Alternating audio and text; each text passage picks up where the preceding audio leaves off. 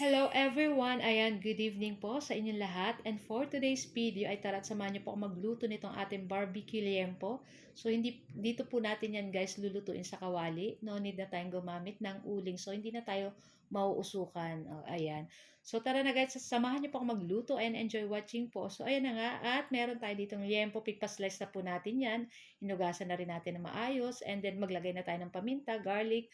At meron ako dito ng juice ng ating fruit cocktail ng paggawa ng ating fruit salad. So, hindi ko yung tinapon guys kasi yun yung ating panlagay dito. Pero pwede po kayong gumamit ng calamansi juice.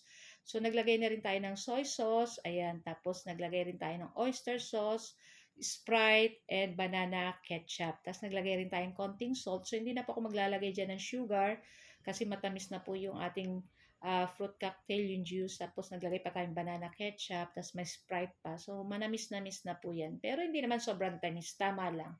Tapos, may toyo at konting asin, kaya nag-agaw din yung konting alat niya. So, napakasarap nito guys. Kaya kung hindi nyo pa po natatry, itry nyo na din po itong lutuin. So, ayun na nga at lulutuin lang natin yan dito sa ating kawali guys. So, babalik-balik din lang po natin iyan. Tatakpan lang po natin iyan para madali pong maluto yung ating pork. Ayan, so babalik din lang po natin din yan para maluto parehas yung side to side.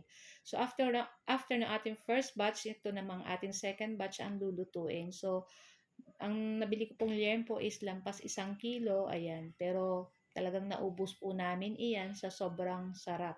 Lalo na may sausawan tayong toyo, kalamansi na may sibuyas na manamis ng konti. Ay nako, sobrang sarap. Dapat marami lang guys sibuyas sa sausawan.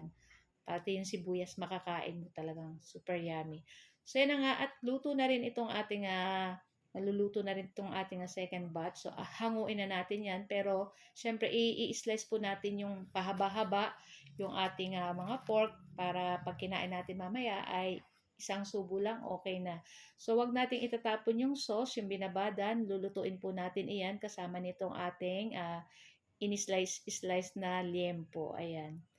So, lutuin lang po natin iyan sa mahinang apoy para hindi po siya matutong. Pero kung medyo nagtututong ng konti, ayan, hinaan nyo lang po yung apoy. Tapos, masarap naman po talaga sa barbecue, medyo may tutong-tutong. Pero wag naman yung grabe, konti lang. Since sa akin, hindi ko naman siya masyado guys pinatutong. Yung kawali ko ang medyo natututong na, pero hindi naman siya ganun kapait. Siyempre, matamis-tamis nga po yan, kaya talagang kala mo nagda-dark yung ilalim niya. Ayan.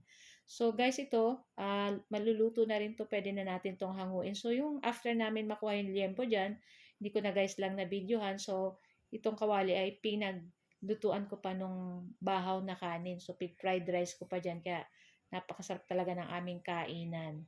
So, kung ako po sa inyo guys, di nyo pa natatry to, try nyo na rin to. At napakadali lang naman po nitong lutuin. At hindi naman po kayo matatalsikan nito. At gawa ng may takip lang po tayo.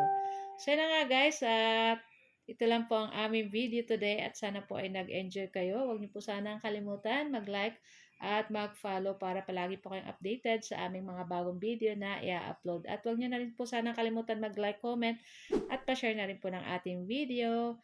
Thank you for watching. See you next video. Ciao! Happy tummy!